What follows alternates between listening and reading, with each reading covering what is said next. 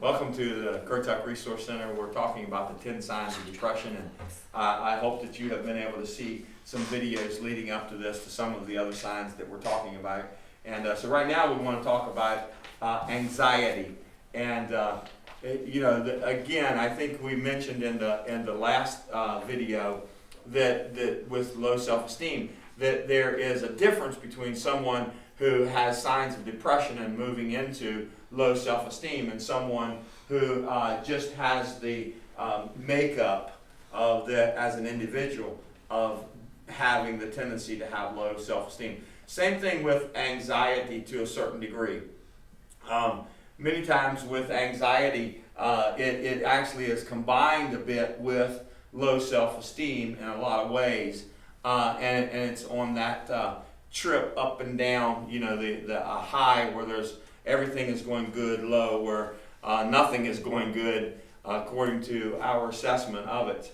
And anxiety can really come in those moments where we have the lows as well. And sometimes that anxiety can kind of stick even though things are going well. That anxiety can really kind of hang on even when things are going good because we're really worried about things getting real bad again. And it is said that almost half the people with depression experience anxiety, and I really honestly think that that's probably just a little bit low. I think there's a lot more people that deal with anxiety either in or leading into depression, and unfortunately anxiety can actually be somewhat extended even after there's some healing aspects of depression that is dealt with.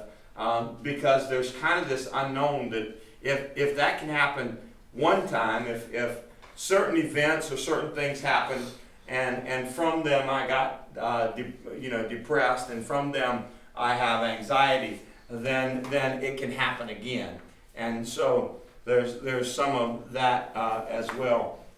One of the elements when we talk about anxiety too, and I'm going to mention it in this video, we may not mention it in every video, but it kind of tells who we are here at Currituck Resource Center and the part that we want to explain, and the fact that we believe that we have a relationship with Jesus Christ, and in that there is peace and comfort that helps us understand the lows that we have and the highs that we have, and that can give us the confidence and the belief that we are going to be able to deal with those things that come along. Now, in this process, just like we did in every other video, we have this see and hear situation because we want to have these conversations, and we're also having a discussion after each video with questions of what has been said here to help us for understanding as well.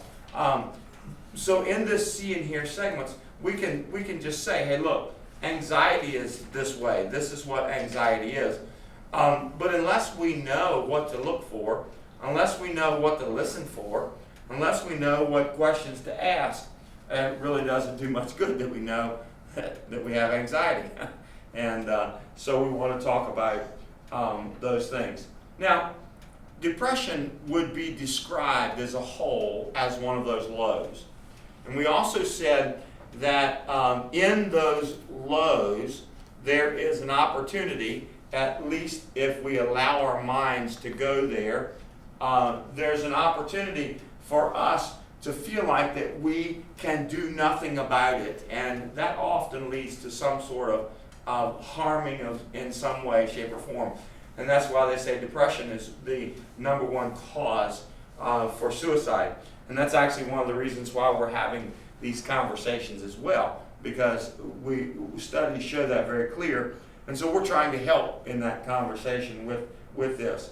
But oftentimes depression leads to greater anxiety, and so it's really a mixed bag. Anxiety can lead to depression, and depression can lead to greater anxiety. And so it's helpful sometimes.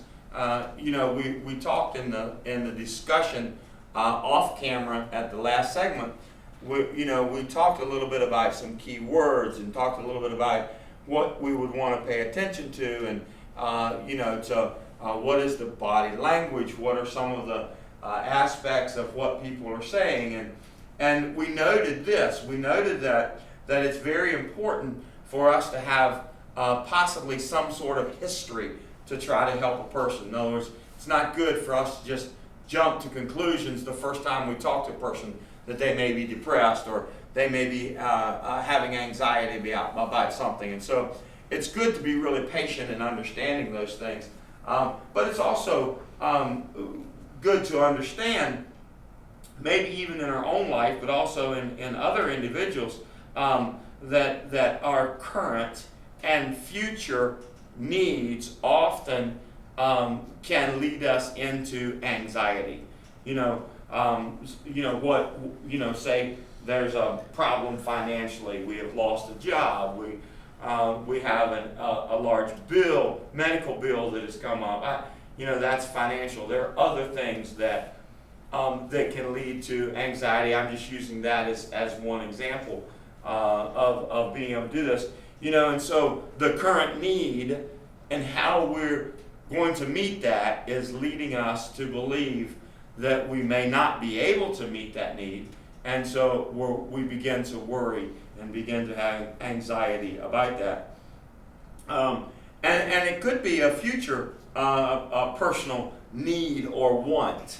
I know sometimes I've talked to individuals where they have seen something that somebody else has, and they have wanted it, and they have worked very hard to try to get it, and it seems like it never quite works out, and so they really have put themselves through a lot of pain, really, and a lot of disappointment and a lot of discouragement in trying to get something that maybe they shouldn't have worried or had anxiety about in that.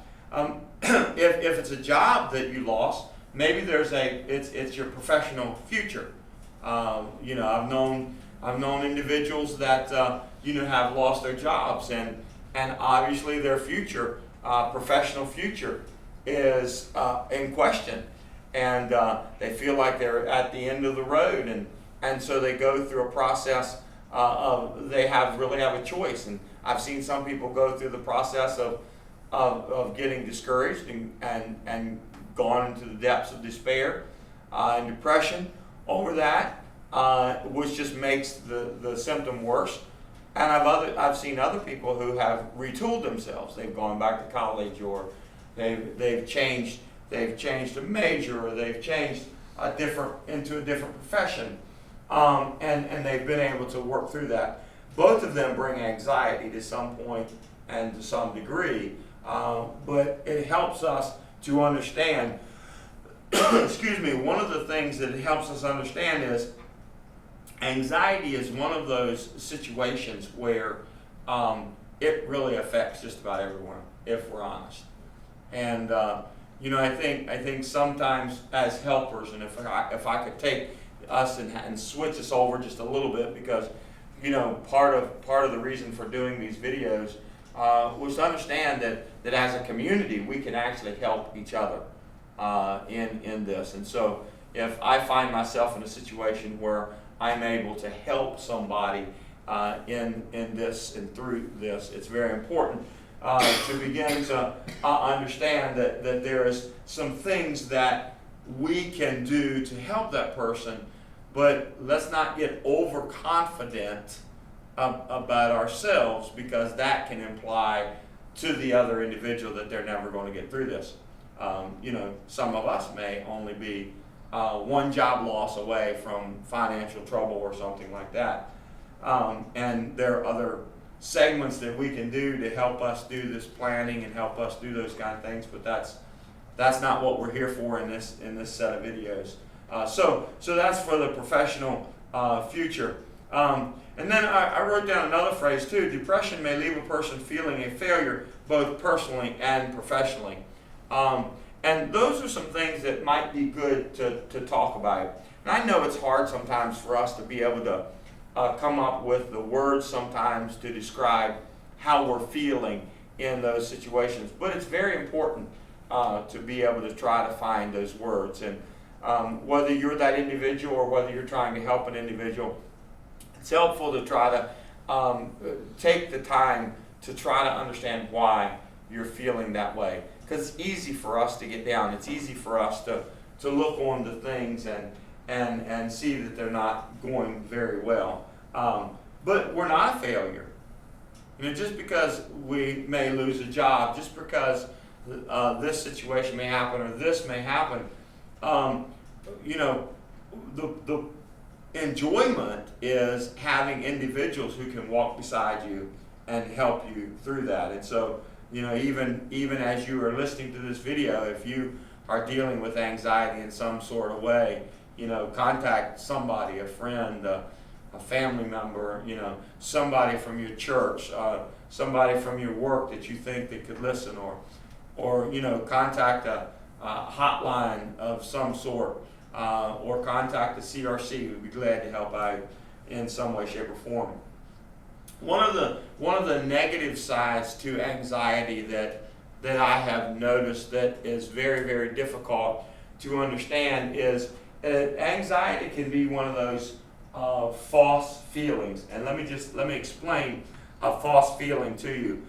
A false feeling is something that you have given up on inside of yourself. So if you have gotten to a place where you are understanding yourself, which is a lie that you're a failure. That's a lie that you can tell yourself, and that we get caught up in.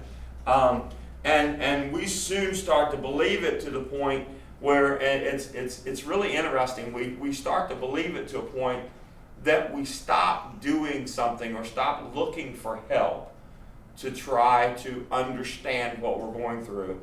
We stop trying to figure out opportunities and things that come along that will help us move out of that. And so for co-workers, for spouses, for family members, for friends, for people who go to church together, people who play golf together, you name it, people who play sports together. If you know somebody is having an issue, it's important that you just stay connected with that person and keep trying to just walk with that person in some way, shape, or form. Because pretty soon a person can give up on themselves and stop trying, and it will make you as a friend, as a spouse, as another churchgoer, whatever, co-worker, whatever the situation is, it'll leave you thinking that person is doing okay. They're making it through. They're fine, They're not having these feelings. They're not having these conversations. They're not having these words anymore that would make you think that they're really struggling. And so what happens is you think they're getting better, and the next thing you know, something traumatic happens, and you go, where did that come from? Boy, I didn't see that one coming. I thought the person was well on their way to healing. And so often it's not that a person got better and then went to another low, as the person never recovered but has given up on themselves. And so it's important that we understand that there's this internal danger zone that sometimes we don't see and sometimes we don't fully understand. And so it's not something that you have to hound the person. It's not something that you have to necessarily, be over the person and, looking over the shoulder all the time. But there's key conversations that you can have, and that you and I can have with love and with care, to see how a person is doing and how they're able to handle these kind of questions. There will be other videos, there will be other programs that will go in a little bit deeper into how to have these conversations, and we actually look forward to sharing them with you. So that's anxiety as one of the areas of that will lead to depression, that actually can carry a person into a very difficult and dark place in their life, but there's help, there's hope, there's healing, and different ways of finding strength and courage to go through the tough times of life.